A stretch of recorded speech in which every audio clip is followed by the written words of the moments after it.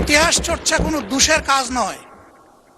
চলতে হলে জানতে হবে এবং অতীতকে ধারণ করে চলতে হবে, আবার অতীতের ভুল থেকেও শিক্ষা নিতে হবে।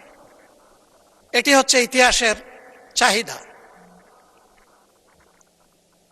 কেন মানুষ আমাদেরকে এখানে নির্বাচিত করে পাঠিয়েছে? আমরা যখন এই নেতৃবৃন্দ সারা দেশ ঘুরেছি, তখন শিশু থেকে বৃদ্ধ, নারী পুরুষ, শ্রমিক মজুর, মেহনতি জনতা, পেশাজীবী, ছাত্র শিক্ষক, সবার সাথে আমাদের ইন্টারেকশন হয়েছে।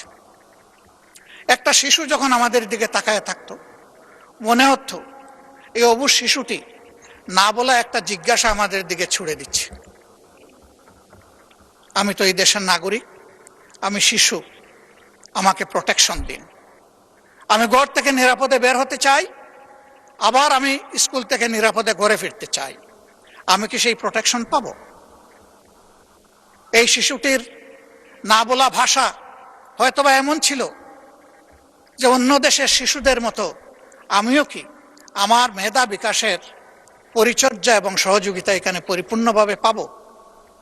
হয়তো সেই শিশুটি অবলা ভাষার মধ্যে এমনটাও ছিল যে আমি কি একদিন বড় হয়ে মানুষের মতো মানুষ হয়ে রাষ্ট্রের সঠিক জায়গায় যে আমার মেধার সার্ভিসটা আমি দিতে পারব।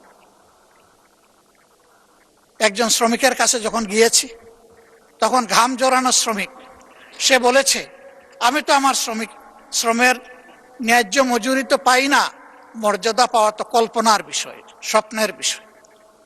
আমি কি আমার মজুরি এবং মর্যাদাটা পাব? ছাত্রদের কাছে যখন গিয়েছি, তাদের জিজ্ঞাসা ছিল অস্ত্রের ঝনঝনানি মুক্ত আমরা কি একটি পবিত্র শিক্ষাঙ্গন পাব, যেখানে শিক্ষকদেরকে পিতার মতো পাব, সহপাঠীকে ভাই এবং বোনের মতো পাব? এমন একটা শিক্ষাঙ্গন কি আমরা পাব? এ ছিল তাদের জিজ্ঞাসা। চা শ্রমিকদের কাছে যখন গিয়েছি, তাদের চাহনি, তাদের ভাষা ছিল আমরা কি একটু মানবিক মর্যাদা পাব? এই সমাজ তো আমাদেরকে ন্যূনতম মানবিক মর্যাদাটাও দিচ্ছে না। একজন জেলের কাছে আমরা যখন গিয়েছি, তার জিজ্ঞাসা ছিল জাল যার জ্বলা তার, এত শুধু স্লোগান, এটা তো আমাদের কপালে জুটে না, বরঞ্চ বেনিয়ারা আমাদের নামে এগুলা লুট করে নিয়ে যায়।